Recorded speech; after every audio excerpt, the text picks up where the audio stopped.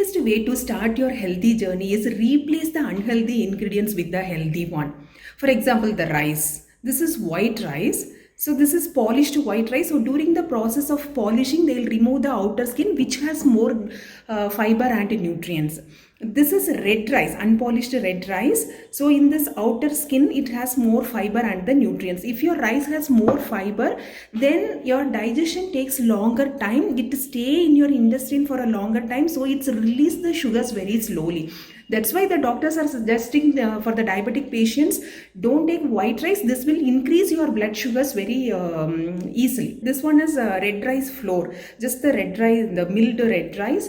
You can make a roti or puttu, whatever you want with this red rice. Today I made red rice puttu. So the color is so awesome.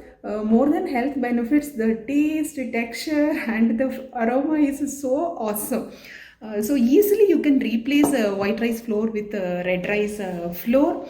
So start from today, replace the unhealthy ingredients with the healthy ones. Suppose you are saying still I can't sacrifice white rice, I want white rice, then I'm so sorry to say this. You have to save lots of money for your future medical expenses.